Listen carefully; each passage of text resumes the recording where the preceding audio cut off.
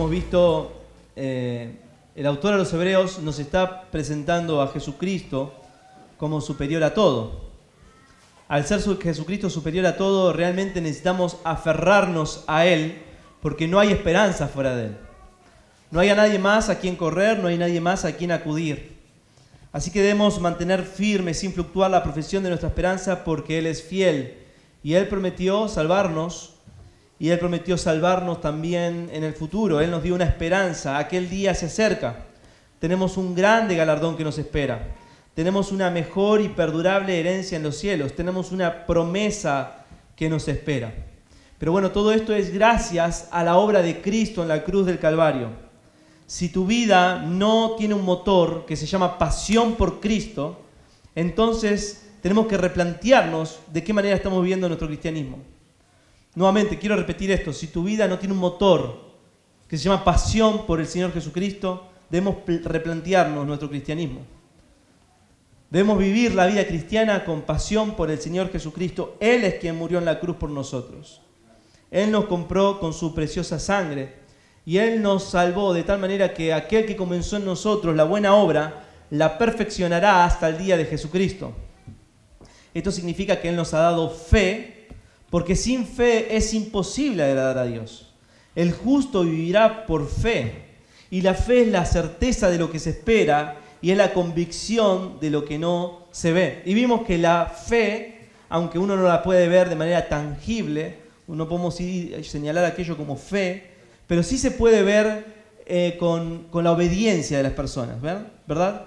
Una persona que tiene pasión, que lo mueve su pasión por Cristo, es una persona que busca obedecer a Dios y buscar la santidad sin la cual nadie verá al Señor. Y hemos visto ejemplos de personas que han sido sostenidas por Dios y han vivido por fe y son ejemplo para nosotros. Eso lo vimos en el capítulo 11 de Hebreos.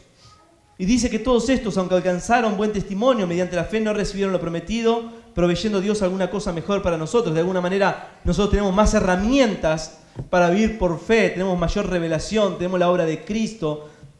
Ellos miraban hacia adelante, nosotros miramos hacia atrás, una obra hecha, consumada. Estamos en el nuevo pacto y por lo tanto tenemos de alguna manera ventaja para correr esta carrera. Pero el listado de estos héroes de la fe no está terminado. Aún siguen los creyentes corriendo de esta carrera. Y voy a decir algo muy importante al respecto. El punto aquí, lo crucial en todo esto no es correr la carrera, es llegar a la meta. Ese es el punto principal. El punto principal de lo que está diciendo el autor de los Hebreos es, lo importante es que llegues a la meta. Advierte una y otra vez, no te quedes en el camino, no te quedes en el camino, no te quedes en el camino. Y Leo nos introdujo al capítulo 12 que hay una sola manera de llegar a la meta y es puestos los ojos en Jesús, el autor y consumador de la fe.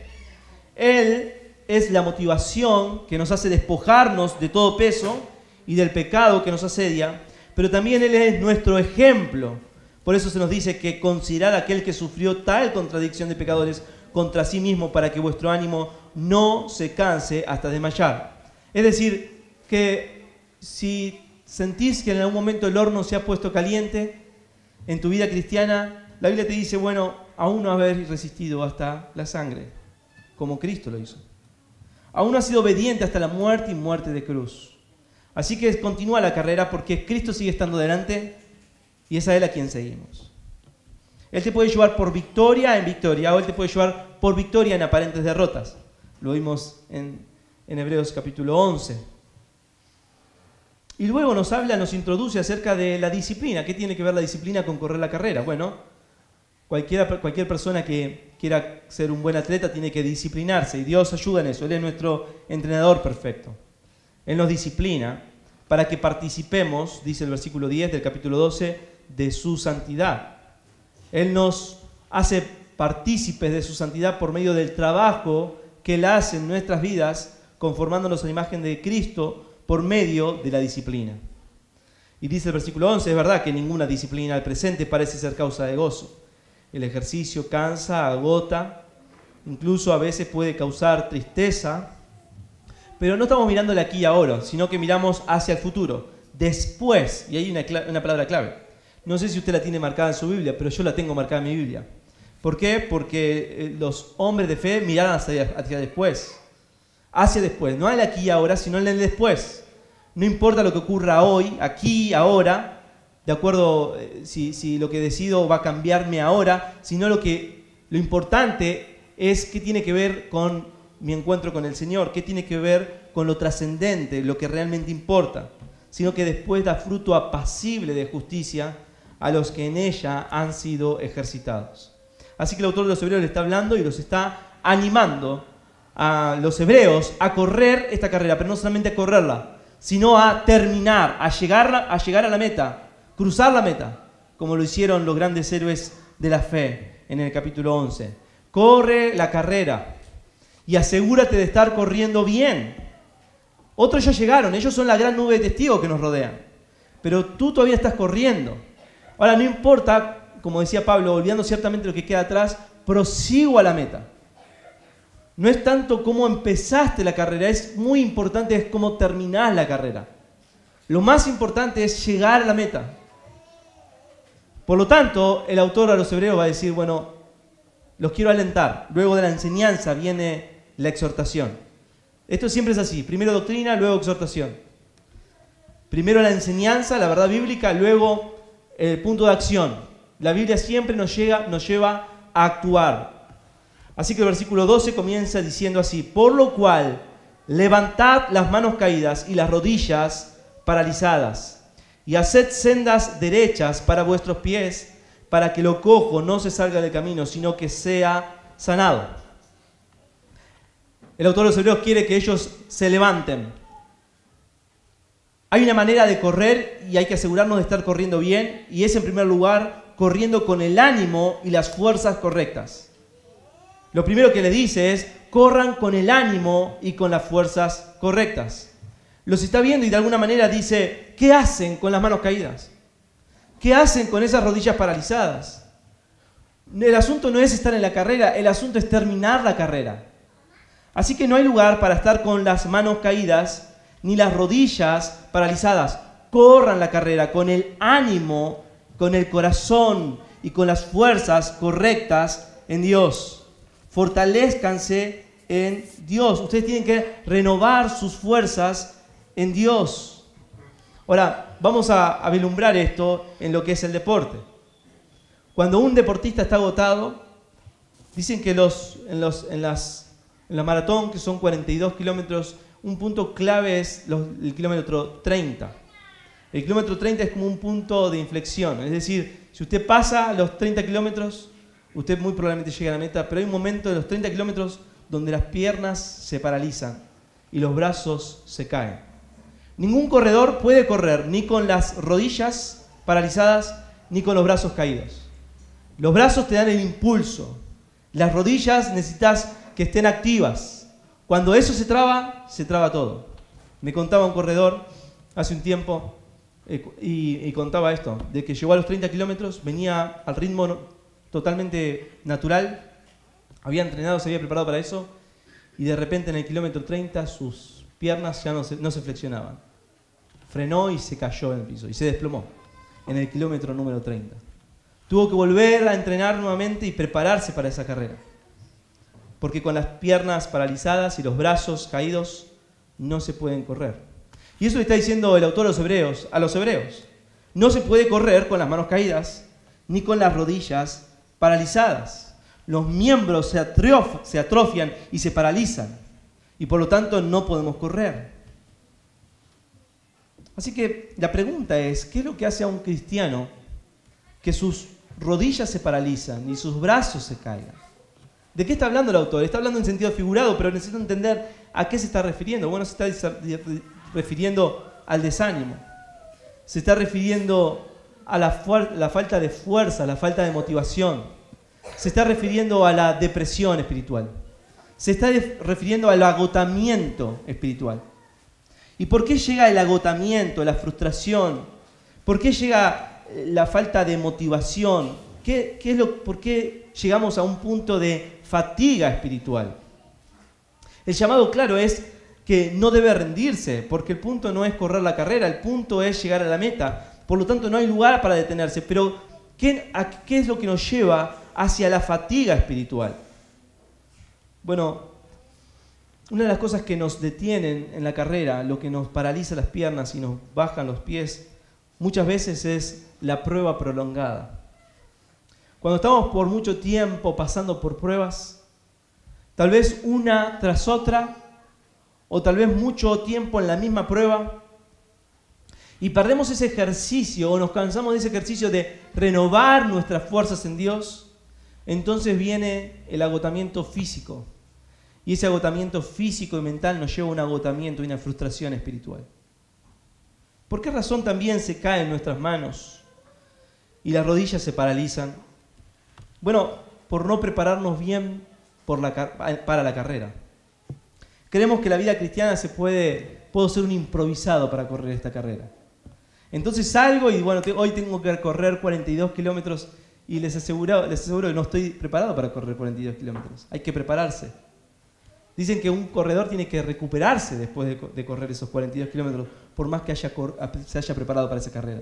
No es que al otro día puede volver a correr 42 kilómetros. Tiene que nuevamente prepararse. Primero aliviar su cuerpo de la carrera y volver a entrenarse para eso. Es la falta del ejercicio. Es la falta de preparar los músculos, de preparar las piernas, de preparar el cuerpo. Y en el sentido espiritual, ¿cómo me preparo espiritualmente para correr esta carrera, para que mis brazos no se caigan, para que mis piernas no se paralicen? Bueno, es el ejercicio espiritual, es el ejercicio y el uso de los medios de gracia que Dios nos da, de las disciplinas espirituales. La palabra de Dios, la oración, la comunión con los hermanos, el congregarnos, el tener un oído dócil, el tener un corazón humilde. Son cosas que nos preparan. Estoy abierto para estar preparándome para correr la carrera. Para correr la carrera. El desánimo en ellos comenzó por la falta de interés en la palabra de Dios. Vamos a leer Hebreos 5:11. Hebreos 5:11. Dice, si acerca de esto tenemos mucho que decir y difícil de explicar, por cuanto os habéis hechos tardos para oír. Quiero decirle algo, si usted está lejos de la palabra de Dios, y si usted está siendo tardo para oír, usted está en una posición de peligro para acabar la carrera. Verso 12.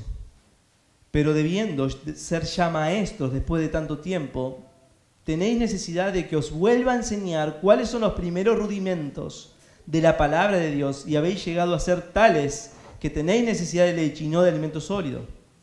Y todo aquel que participa de la leche es inexperto de la palabra de justicia, porque es niño. Pero el alimento sólido es para los que han alcanzado madurez, para que por el uso tienen los sentidos ejercitados en el discernimiento del bien y del mal.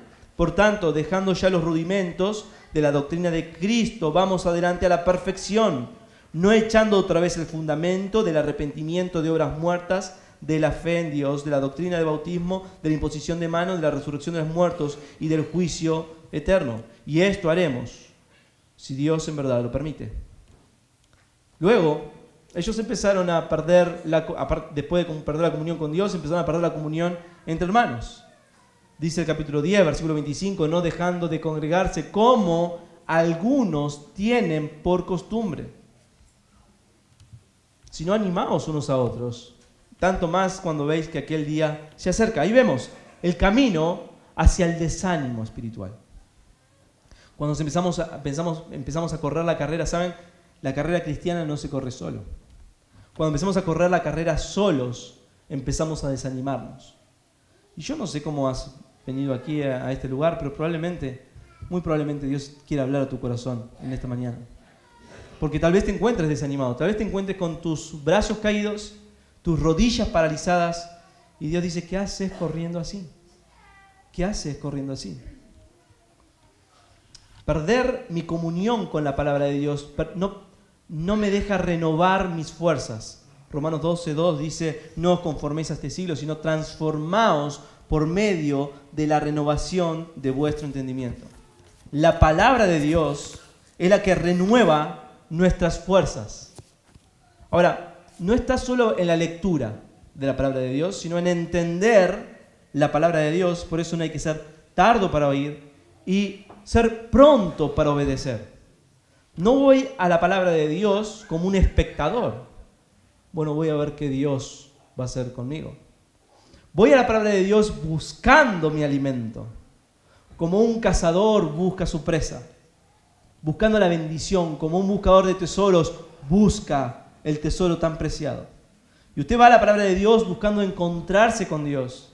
Y es ahí cuando Dios renueva tu mente y tu corazón. Ahora, esto requiere un compromiso con la palabra de Dios.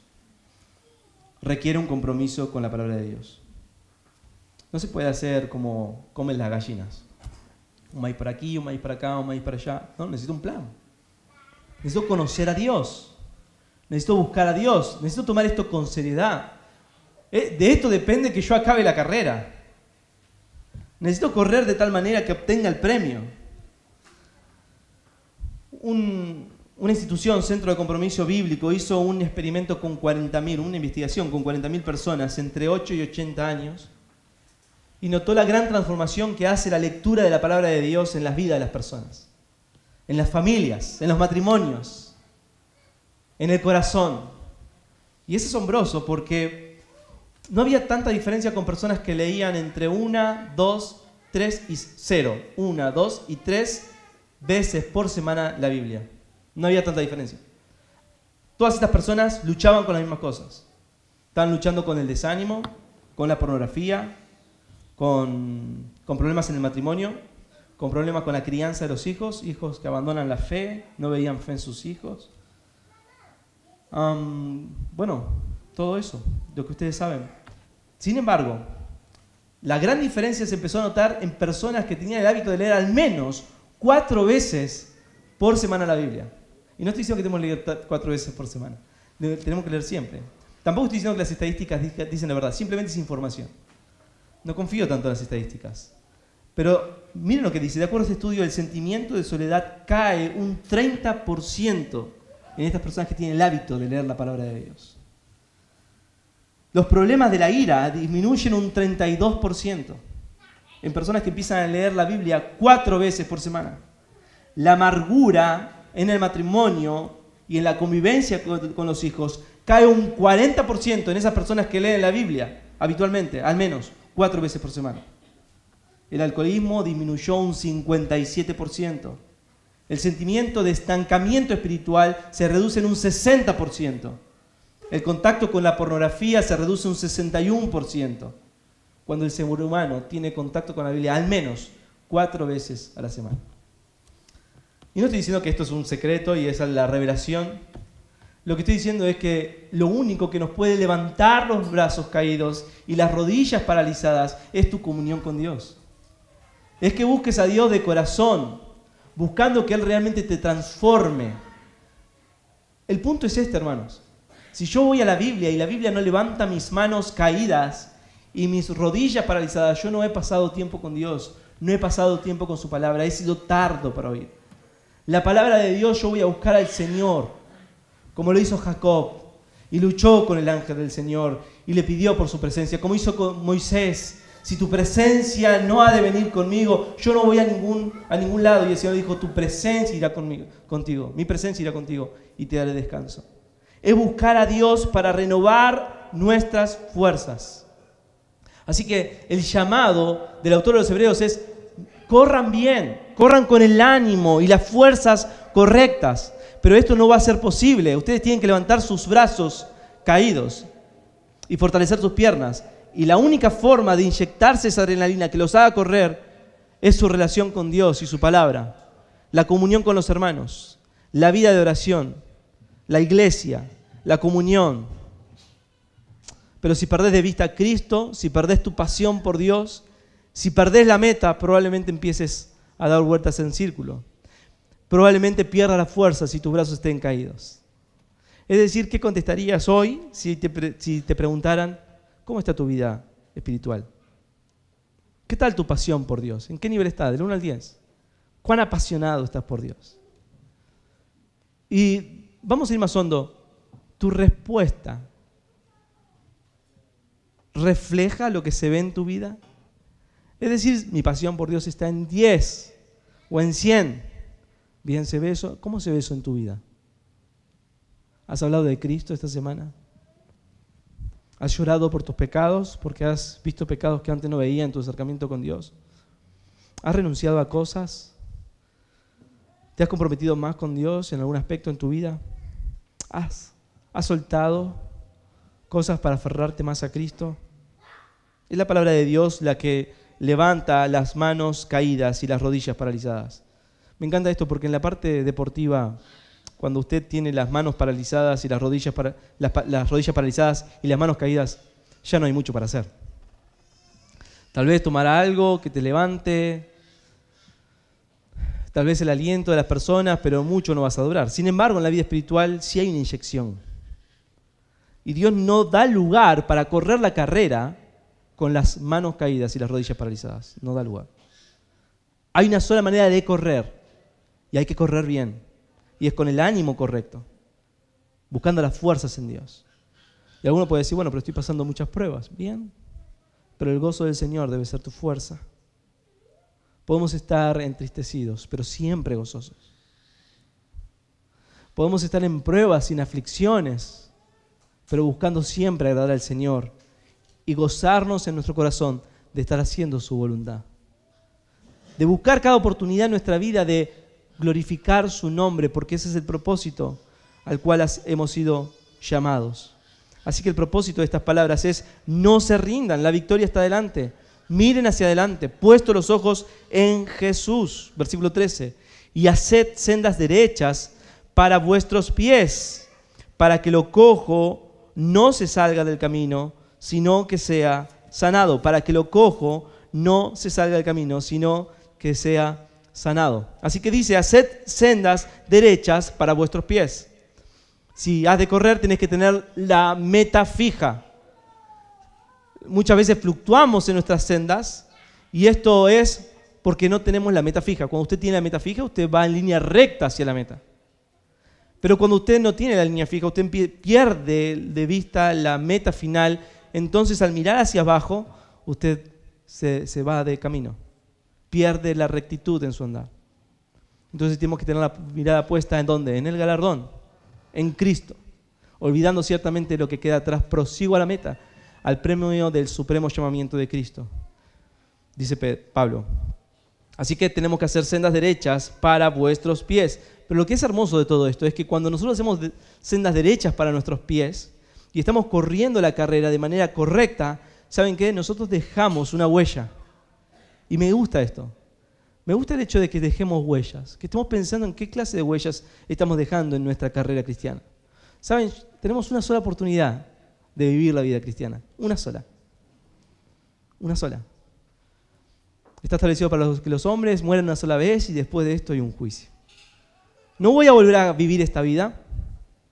No voy a volver a tener 36 años como los tengo. No van a volver. Lo que pasó, pasó y lo que queda por delante lo tengo que vivir. Ahora, ¿qué clase de huellas voy a dejar? ¿Cuál es la senda de rectitud? ¿Cuál es la estela que voy a dejar en mi andar? ¿Cuáles son las huellas que dejaremos?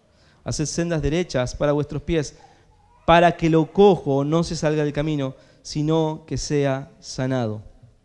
¿Qué es esto de que lo cojo se salga del camino, sino que sea sanado? Bueno, esto es usado en la palabra de Dios en muchos sentidos. Habla de lo cojo como lo que es atrofiado para que no se caiga ni se lastime. Pero hay una alusión también a estas palabras en 1 Reyes 18:21. Acompáñenme. 1 Reyes, capítulo 18. Vemos el ejemplo de Elías en el Carmelo. Él se dirige a los judíos y les pregunta: ¿hasta cuándo claudicaréis vosotros entre dos pensamientos? Si Jehová es Dios, seguidle, y si Baal, id en pos de él. Sus oyentes debían elegir entre dos caminos, uno de los cuales es seguido por la mayoría, pero que conduce a la perdición, y otro que ha sido repudiado por todos, pero que lleva a la santidad y a la sanidad total. Entonces el verbo que se emplea ahí, claudicar, en 1 Reyes 18:21, es la palabra cojear. Es la misma palabra. cojear. Así que esto de cojear, para que lo cojo no se salga del camino, es esa duda de estar siempre pisando entre dos caminos. Es eso de estar indeciso. Bueno, estoy en una bifurcación de caminos. Y dice, aquel que está cojeando, hagan rectos sus caminos, porque para que lo que está cojeando, lo que está siendo dividido en dos caminos, pueda tomar la decisión de llevar el camino recto. Y esto tiene dos implicancias, porque habla de lo cojo. No está hablando de el cojo entre ustedes, no está hablando de si usted fuere cojo, sino lo cojo. Y eso significa de que hay áreas en nuestra vida en que pueden ser que estén cojeando, que no estemos completamente entregados al Señor. Hay áreas en nuestra vida donde debemos de tomar determinaciones y definir el camino recto. Pero también habla de que en medio nuestro, porque esta carrera se corre en comunidad, esta carrera se corre en comunión, puede ser que yo sea ejemplo para otros, para que otro no se extravíe del camino, para que lo cojo se defina. Y esto es un llamado también para tu propia vida. Si estás lidiando entre dos caminos, el punto aquí no es que estés en la carrera o no, el punto es que acabe la carrera. Y cojeando no se acaba la carrera. Nadie que cojea puede acabar la carrera. No en el sentido espiritual. No. Llega un punto o que te quedás en el camino atrofiado o que te desvías completamente del camino. Pero no hay forma de mantenerte en un camino recto. Así que es tiempo de tomar una decisión por el Señor, para que lo cojo no se salga del camino y haga sendas derechas para vuestros pies. Así que el primer llamado es correr con el ánimo y las fuerzas correctas. No debemos correr con las manos caídas, no debemos correr con las rodillas paralizadas, sino recobrar nuestras fuerzas, nuestro ánimo, nuestra fortaleza en el Señor. Pero en segundo lugar, el autor nos invita a correr buscando lo correcto, y es la paz y la santidad, sin la cual nadie verá al Señor. Versículo 14. Seguid la paz con todos y la santidad, sin la cual nadie verá al Señor. Sin la cual nadie verá al Señor. Y esto es fundamental. Nos está diciendo, en primer lugar, hay una actitud correcta para correr. Si estás corriendo desanimado de la carrera, no estamos agradando a Dios. Sin fe es imposible agradar a Dios. Corriendo desanimado es imposible agradar a Dios. Corriendo con desánimo es imposible agradar a Dios. Así que corramos con la actitud, con el ánimo correcto. Pero en segundo lugar, corramos buscando lo correcto. Buscando lo correcto. Hay que correr de una manera y es buscando la paz con todos y la santidad sin la cual nadie verá al Señor. En el griego clásico se usaba la palabra de buscar como ese cazador que iba detrás de su presa, buscando la oportunidad adecuada para poder hacerse de ella. Ese buscar es muy intencional. Ese buscar es realmente trabajar para alcanzar esa paz y esa santidad que Dios nos llama a hacerlo. Hay pasajes muy similares en la Escritura. Bienaventurados los pacificadores o los que buscan la paz, porque ellos serán llamados hijos de Dios. Mateo 5:9. Salmo 34:14 dice, busca la paz y síguela. Marcos 9:50 dice, tened paz los unos con los otros. Romanos 12:18, si es posible, en cuanto dependa de vosotros, estad en paz con todos los hombres. 1 Corintios 7:15 dice que si el incrédulo se sepárese, sino que la paz que Dios nos llamó nos inunde. 2 Timoteo 2:22 dice, sigue la justicia, la fe, el amor y la paz con los que de corazón limpio invocan al Señor. Y la santidad. Así que, ¿de qué se trata esta paz y esta santidad? Hay muchos que han tropezado con esto porque dicen, bueno, la única manera de ser salvo es buscando la paz y la santidad, porque si no nadie llegará al Señor. Y de alguna manera entienden la salvación como un esfuerzo humano. Se entiende la salvación como que se gana por obras, pero no es lo que el autor está diciendo. Ya en el versículo 10 nos habla de que Dios nos ha hecho partícipes de su santidad. Y en Hebreos capítulo 10 nos habla de que Cristo nos hizo santos para Él por medio de su sacrificio, hecho una vez y para siempre. No hay ningún sacrificio más válido, ninguna ofrenda, ni mi propia ofrenda, ni mi propio sacrificio que sume o quite a mi salvación. Así que nunca puede ser para salvación. Pero sí dice, sigue la paz y la santidad sin la cual nadie verá al Señor. Así que yo creo que esto está hablando de, y está diciendo esto, es que no se trata de una santidad y una paz posicional necesariamente, sino práctica, que es evidencia de esa paz y santidad que Dios logró posicionalmente. 1 Corintios, refiriéndose a la iglesia, dice Pablo, a los santificados llamados a ser santos. ¿Cómo es posible que aquellos que son santificados sean llamados a ser santos? Y está haciendo alusión a ese proceso que es nuestra salvación, que tiene un aspecto pasado, justificación, un aspecto presente, santificación, y un aspecto futuro, glorificación. Romanos capítulo 8 nos dice que aquellos que hemos sido llamados por Dios, ya hemos sido glorificados también por Dios. Así que la salvación viene en un paquete, ¿ok? Sin embargo, para asegurarnos que estemos corriendo en la carrera, debemos estar seguros que estemos en el proceso presente de salvación, que es esa paz y esa santidad práctica que es sin negocio, debe estar presente en la vida del creyente. Sin discusión. No es una opción esta santidad y esta paz, sino más bien que es la razón de la vida cristiana. Y esta paz obviamente que incluye mi relación con Dios.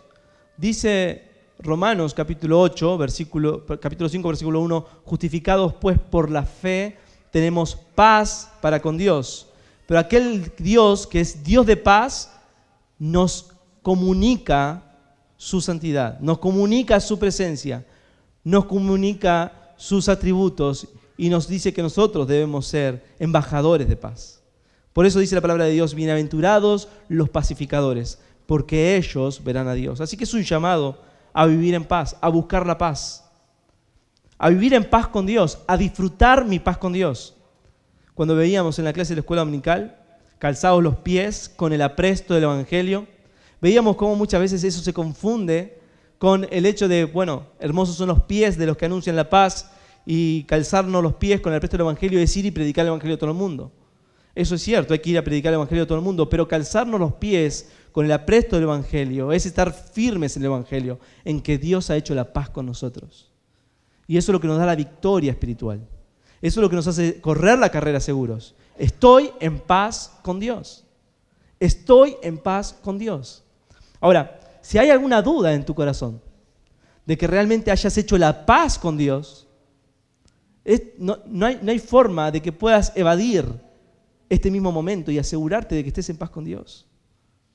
No hay forma en que puedas prolongar el tiempo de asegurarte esto. Debes asegurarte de haber hecho la paz con Dios. Y esta paz se logra en sus términos. ¿Y cuáles son los términos de Dios? Que vengas y te refugies en la persona del Señor Jesucristo y le reconozcas como el Señor de tu vida. Esa palabra Kyrios, que significa mucho más de lo que significa Señor para nosotros. Significa amo, jefe, máxima autoridad, soberano, el dueño de nuestra vida. Así que reconoce a Jesucristo como tu Señor y Salvador. Síguelo permanentemente porque necesitas buscar esa paz intencionalmente con Dios, disfrutar esa paz y vivir esa paz en la comunión con los hermanos y en el mundo. Pero no solamente la paz con Dios es una evidencia de que estamos corriendo la carrera, sino la búsqueda de la santidad. La búsqueda de la santidad. En Hebreos 10:10 vemos que la santidad no depende de nosotros, depende del Señor Jesucristo. Él nos hizo santos. El día de mañana, cuando me encuentre con mi Señor y mi Salvador, estoy agradecido a Dios de que no voy a estar delante de su presencia por mis méritos, no por lo que yo haya hecho, no por lo esforzado que he sido. No. Voy a ser presentado y soy presentado cada día delante del Padre por los méritos de Cristo. Ahora Dios me llama y nos comparte su santidad. Un escritor de hace 3 siglos escribió esto. ¿Qué clase tan extraña de salvación anhelan los que no se preocupan por la santidad personal, por la santidad práctica? ¿Qué cosa extraña? Quieren ser salvados por Cristo y al mismo tiempo estar fuera de Cristo, viviendo en su vida carnal, viviendo y disfrutando de los deleites temporales del pecado. Quieren que se les perdone los pecados, no a fin de caminar con Dios en amor de ahora en adelante, sino a fin de que pueda practicar su enemistad con Él sin temor al castigo. ¿Se da cuenta? La salvación con Dios nos hace estar en paz con Dios, recobrar mi relación con Dios y ahora por amor a Él vivir en santidad. No quiero santidad, no quiero ser salvo para librarme del castigo eterno. Quiero ser salvo para poder vivir una vida que agrade a Dios. Eso es lo que está diciendo. Si vas a correr bien la carrera, tenés que vivir buscando lo correcto. Y asegúrate de que estás buscando lo correcto. Examina tu propia vida. ¿Estás buscando la paz con Dios intencionalmente? ¿Estás disfrutando de tu paz con Dios? Pero ¿estás buscando la santidad sin la cual nadie verá al Señor? La santidad práctica no es condición de salvación, pero es parte de la salvación que se recibe. Y no es algo instantáneo, es progresivo. Es progresivo, pero anhelamos la santidad. Es decir, bueno, yo estoy dispuesto a aceptar a Cristo, pero esto no lo voy a cambiar. Eso no es aceptable, no es forma de correr la carrera y llegar a la meta de esa manera. La misma gracia que trae salvación nos enseña a renunciar a la vida de impiedad. Ahora, la santidad práctica, la santidad como compromiso, como manera de correr la carrera, es indispensable para tu vida espiritual. Quiero repetir esto, es indispensable la santidad práctica para tu vida espiritual. ¿En qué sentido? No hay forma de tener comunión con Dios a menos que practiques la santidad personal. Cuando hablo de santidad personal, estoy hablando no de ausencia de pecado, sino de confesión constante de pecado. Cuando hablo de santidad personal es esa lucha constante de alejarme de todo aquello que me aleja del Señor. Leamos algunos textos. La santidad es indispensable para mi comunión con Dios. Salmo 15.1. El Salmo 15.1 dice así la palabra de Dios. Jehová, ¿quién habitará en tu tabernáculo? ¿Quién morará en tu monte santo? El que anda en integridad y hace justicia, el que habla verdad en su corazón. El Salmo 66, versículo 18, dice así la palabra de Dios. Si en mi corazón hubiese yo mirado mi iniquidad, a la iniquidad, el Señor no me habría escuchado. Estos son solo dos de grandes verdades de la Escritura que dicen que sin santidad no hay comunión con Dios. Cuando me aferro a algún pecado y no estoy dispuesto a renunciar al pecado para buscar al Señor, no estoy buscando la santidad y por lo tanto tengo que analizar si realmente estoy en carrera. En segundo lugar, la santidad es indispensable para nuestro bienestar. En Hebreos capítulo 12, versículo 6, dice la palabra de Dios, porque el Señor al que ama disciplina y azota a todo aquel que recibe por hijo. En el Salmo 32, el salmista experimenta esa intranquilidad espiritual por la falta de confesión, por la falta de integridad, por la falta de santidad y dice, mientras callé se envejecieron mis huesos, en mi gemir todo el día. Se envejeció mi verdor, se volvió mi verdor como sequedades de verano, dice la palabra de Dios. Entonces experimentamos la disciplina de Dios cuando no estamos dispuestos a vivir una vida de santidad. Por lo tanto es bueno para nuestro bienestar, porque dice el salmista, confesé mi pecado, te confesé mi transgresión. Y está hablando en ese Salmo 32 de la dicha del perdón. No hay forma que siendo cristiano y vivas y estés en pecado, que Dios no te discipline. Dios te va a disciplinar para hacerte partícipe de su santidad. En tercer lugar, la santidad es indispensable para servir a Dios. No podemos servir a Dios en un vaso impuro. 2 Timoteo capítulo 2, versículo 11 nos habla de vasos de deshonra, de vasos impuros, pero nosotros tenemos que santificarnos para poder servir al Señor. Y en cuarto lugar, la santidad es indispensable para tener seguridad de salvación. Es decir, si estamos buscando la santidad, estamos seguros de que Dios está haciendo una obra en mí. No es natural que yo busque la santidad. No es natural que yo le busque a Él. No es natural que yo me aleje del pecado. No es natural que yo cambie mis afectos. Pero si alguno está en Cristo, nueva criatura es. Las cosas viejas pasaron y aquí todas son hechas nuevas. Déjeme decirlo con más claridad. La santidad es la evidencia, el buscar la santidad práctica es la evidencia más fuerte que vas a tener en tu vida espiritual de seguridad de salvación. No es tu confesión a Cristo, no es que hayas levantado tu mano. En Mateo capítulo 7 cierra el sermón del monte del Señor Jesucristo y dice, no todo el que me dice, que confiesa, Señor, Señor, entrarán al reino de los cielos. De hecho, muchos se sorprenderán porque van a decir, en tu nombre hicimos muchos milagros. Y los hicieron, no están mintiendo. Y en tu nombre echamos fuera demonios. Y en tu nombre profetizamos, hablamos tu palabra. Y el Señor les dirá, nunca os conocí, apartaos de mí, hacedores de maldad. No todo el que me dice Señor, Señor entrará en el reino de los cielos, sino, ¿quién? El que hace la voluntad de mi Padre. Dicho de otra manera, el que busca la santidad, sin la cual nadie verá al Señor. Nadie verá al Señor. Versículo 15 nos introduce a otro encabezado. En primer lugar, corre, asegúrate de estar corriendo la carrera. ¿Cómo hay que correr la carrera? Con el ánimo y las fuerzas correctas en Dios. En segundo lugar, corre buscando lo correcto, la paz y la santidad, sin la cual nadie verá al Señor. Pero en tercer lugar, corre vigilando. Corre vigilando. Y este es nuestro último encabezado. Mira bien. Asegúrense. De alguna manera está diciendo, cuídense unos a otros, tengan cuidado. La palabra habla de vigilar, de mirar. Es la misma palabra que se usa para sobrevedor.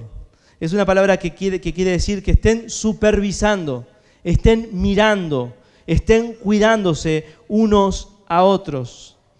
Esto está diciendo, ustedes no pueden tener, mientras corren esta carrera, el espíritu de Caín, quien dijo, ¿soy yo acaso guarda de mi hermano? No hay forma de correr esta carrera individualmente. No puedes hacerlo, no es agradable delante del Señor. El Señor te dice, mira bien, mira a tu alrededor, mira que aquellos que están corriendo al lado tuyo estén corriendo bien. Y esta no es la primera advertencia que hace el autor a los Hebreos a este grupo de hermanos. Dice, es necesario que con más diligencia atendamos estas cosas que hemos oído, no sea que nos deslicemos. En el 3:12 dice, mirad, hermanos, que no haya ninguno de vosotros corazón malo de incredulidad para apartarse del Dios vivo. En el 4:1 dice, temamos pues, no sea que permaneciendo aún la promesa de entrar en reposo, alguno de vosotros parezca no haberlo alcanzado. No, dice en el capítulo 10, verso 35, no perdáis vuestra confianza que tiene galardón. Nosotros no somos de los que retroceden para perdición, sino de los que tienen fe para la preservación del alma. Hay un espíritu del autor de los Hebreos que está diciendo, miren cómo están corriendo alrededor. No corran solos, cuídense mutuamente. ¿Y qué es lo que debemos cuidar? ¿Qué es correr siendo vigilante? Bueno, primero tenemos que analizar nuestro propio corazón, de lo que va a venir a decir. En segundo lugar, tengo que mirar a otros. Y en tercer lugar, tengo que fijarme que cuando esté vigilando lo haga por amor. Por amor. ¿Qué es lo que hay que vigilar? No sea que alguno deje de alcanzar la gracia de Dios. ¿Está diciendo este texto que la salvación se pierde? De ninguna manera. De ninguna manera. Pero como hemos dicho, la evidencia de que realmente estamos disfrutando la salvación de Dios es que vamos a la meta. No solamente que estamos en la carrera, sino que vamos a llegar a la meta. Y nos aseguramos de estar llegando a la meta corriendo con el ánimo correcto. Nos aseguramos que estamos corriendo la carrera siguiendo lo correcto. Y tenemos que analizar de que ninguno se quede en el camino. Que ninguno al final se baje. Que ninguno se manifieste de que estaban con nosotros, pero en realidad no eran de nosotros porque ya no están con nosotros. Hay que analizar eso, hay que estar mirando. De que ninguno deje de perseverar en correr esta carrera. ¿Y cómo podemos ver eso? Bueno, brotando alguna raíz de amargura o se estorbe y por ella muchos sean contaminados. Y esta es una cita de Deuteronomio capítulo 29, acompáñenme allí. Estamos terminando, Deuteronomio capítulo 29. Verso 18.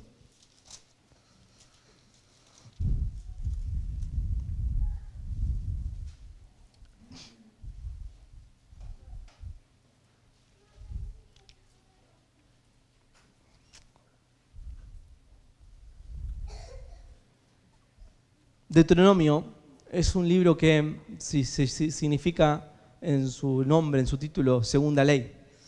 Y de alguna manera es repetición de la ley, de la palabra de Dios a la generación que va a entrar a la tierra prometida. Ellos debían recordar no solamente la palabra de Dios, sino cómo sus padres habían fallado en obedecer a Dios y debían renovar un pacto con Dios. De hecho, se hace una renovación de pacto. Ahora, hay un énfasis en Moisés, guiado por el Espíritu Santo, y le dice, miren, esta obediencia que ustedes necesitan tener a Dios Y lo que Dios realmente quiere de ustedes es su corazón. Si usted va a leer Deuteronomio ahora o dentro de poco, puede buscar la palabra corazón. Esa es la palabra clave del libro de Deuteronomio. Corazón. Dios lo que quiere es tu corazón. Quiere obediencia, pero una obediencia de corazón. Y en este contexto de advertencia encontramos esta palabra, versículo 18. No sea que haya entre vosotros varón o mujer, o familia o tribu, cuyo corazón se aparte hoy de Jehová nuestro Dios, para ir a servir a los dioses de esas naciones. No sea que haya en medio de vosotros raíz que produzca hiel y ajenjo, raíz de amargura. Y suceda que al oír las palabras de esta maldición, él se bendiga en su corazón diciendo, déjeme aclarar esto, la palabra maldición era aquel que se aleje de Dios, va a recibir la maldición de Dios. Pero había personas que podía brotar raíz de amargura en ellos y que se digan a sí mismos, no es tan así. Si yo me alejo de Dios, igual me puede ir bien. Si yo tomo mi propio camino, igual me va a ir bien. Tendré paz, dice, aunque ande en la dureza de mi corazón, a fin de que con la embriaguez quiste mi sed. Dice el versículo 20, no querrá Jehová perdonarlo. No querrá Jehová perdonarlo. Volvemos a Hebreos, capítulo 12. Esta es una cita textual de este texto, de la Septuaginta, de la versión griega. El autor de los Hebreos está tomando esta cita.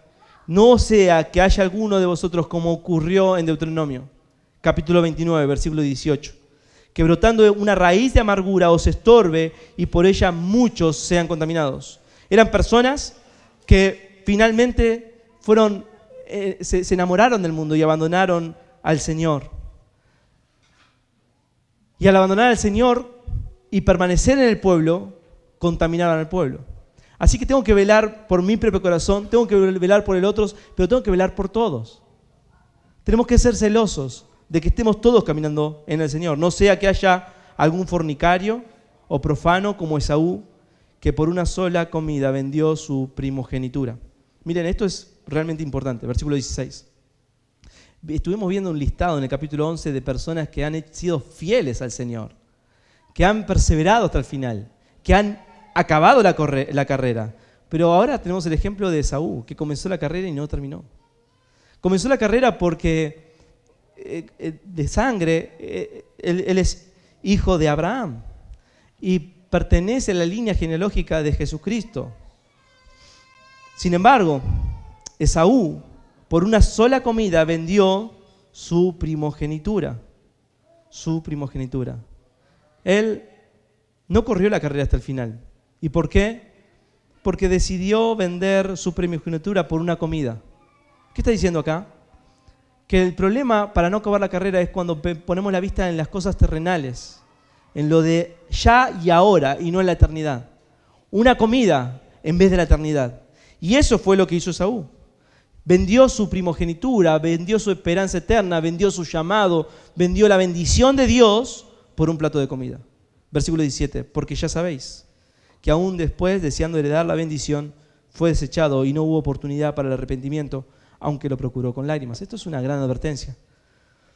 Dice que después él deseó heredar la bendición. Luego de haberla vendido, quiso tener la bendición de su padre, pero su hermano ya había obtenido la bendición y el padre le dijo, ya no hay más bendición para ti. Fue rechazado, dice la palabra de Dios, fue desechado y no hubo oportunidad para el arrepentimiento. Y esto ilustra las personas que están corriendo la carrera, corren la carrera cristiana y dicen, mira, yo ya sé que no estoy corriendo bien. Así que y empiezan a bajar los brazos y sus rodillas se paralizan. Y dejan de buscar la paz y la santidad sin la cual nadie verá al Señor. Y empiezan a descuidar sus vidas y dicen, bueno, yo sé que no estoy bien, sé que tengo que arreglar mis cuentas con Dios, pero ¿sabes qué? Lo voy a hacer mañana. Hoy voy a comer el guiso. Hoy voy a comer este plato de pan. Y el Señor dice, no hay esperanza para él. No voy a querer perdonarlo. No va a haber esperanza, no hay perdón. No porque Dios no te quiera perdonar, no porque Dios no te va a perdonar, porque el espíritu de dejar para mañana el arrepentimiento es perdición absoluta. Ese es el punto. No hay esperanza mañana porque el día de salvación es hoy. Eso está diciendo Hebreos todo el tiempo. Hoy es el día de salvación. No hay esperanza para mañana, no hay arrepentimiento, no hay perdón para mañana, porque en realidad mañana no va a haber arrepentimiento. El espíritu de Esaú, es decir, hoy disfruto el plato de comida, mañana busco al Señor, mañana busco mi bendición, pero cuando llegó fue demasiado tarde. Ahora, si Dios te da una oportunidad mañana, amén. Si te arrepentís, amén, Dios te va a perdonar. Dios te va a perdonar. Dios perdona, claro que sí. Pero el punto es que la actitud de dejar para mañana cuando Dios te está hablando hoy, eso es horrendo delante del Señor. Horrenda cosa es caer delante del Dios vivo. Y dice, aunque la procuró con lágrimas. Quiero aclarar esto. Él no procuró con lágrimas el perdón de Dios. Él procuró con lágrimas la bendición de Dios. Pero en su corazón nunca hubo arrepentimiento. Por eso la Biblia dice, no querrá Jehová perdonarlo. Leímos anteriormente. Y dice, no hubo oportunidad para el arrepentimiento. Es decir, Dios no perdona si no hay arrepentimiento. La condición para que Dios te perdone es el arrepentimiento. Pero la actitud de decir, mañana me comprometo con el Señor, mañana sigo a Cristo, mañana empiezo a correr bien, esa actitud es la de un corazón como la de Esaú, de personas que no acaban la carrera. Ese es el punto. Ese es el punto crucial. Esta es la exhortación solemne a la que llegamos en Hebreos. Así que Dios te está hablando hoy. Hoy te está hablando. Hoy es tiempo de examinar cómo estás corriendo la carrera. Hoy es el tiempo de que si has venido desanimado a recobrar fuerzas en el Señor. Hoy es el tiempo de examinar tu vida, buscar la paz y la santidad sin la cual nadie verá al Señor. Y sin duda hoy es el tiempo de examinar que no haya en tu corazón esta raíz de amargura. Esta raíz amarga que va a dar un fruto amargo. Esta raíz de querer dejar para mañana lo que tienes que hacer hoy. Esta actitud de Esaú que prefirió lo terrenal, lo momentario, calmar su hambre ya y ahora, en vez de buscar al Señor. Pero en su mente dice, ya vendrá la bendición. Papá está joven, la bendición me la va a dar en los últimos días. La voy a procurar después. ¿Cuál es el problema? Él ya la había vendido y después va, busca a su papá y su papá dice, ya no hay más bendición. Ya se la dio tu hermano. No hay más esperanza. Entonces el autor de los Hebreos toma esta ilustración y dice, miren, muchos en la carrera están esperando para mañana lo que deberían hacer hoy. Deshonrando al Señor, haciéndose tardos para oír, dejando para mañana lo que deberían hacer hoy. Y el llamado solemne de Dios es, ven a Cristo hoy, asegúrate de estar corriendo la carrera hoy. Oremos.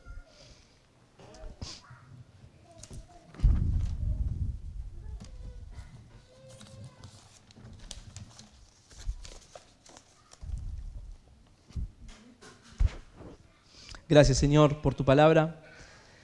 Gracias por bendecirnos con una exhortación que nos hace examinar nuestros pasos. Señor, gracias porque tú eres un Padre bueno y compasivo, que sabes de nuestras limitaciones y sabes que a veces nuestros brazos se caen y nuestras piernas se paralizan, pero vienes y nos das fuerzas y alimentas nuestra fe. Y tu palabra es nuestro alimento. Y la oración es nuestro sustento. Y la comunión con nuestros hermanos nos desafían, nos alientan. Gracias, Señor, porque no es por nuestros méritos, sino que tú sostienes nuestra fe, nos haces perseverar, nos haces buscar la santidad, la paz. Pero bendito Padre, también sabemos que puede haber aquí algún corazón que está dejando para mañana lo que debería hacer hoy. Que conociendo el Evangelio, conociendo la verdad de Dios, está dudando. Tal vez si tiene lo suficiente para seguirte. Señor, dale claridad en esta mañana. Y que hoy sea un antes y un después. Que realmente pueda estar seguro de estar corriendo la carrera. Y sobre todas las cosas, Señor, danos a todos nosotros perseverancia para llegar a la meta, para llegar al final.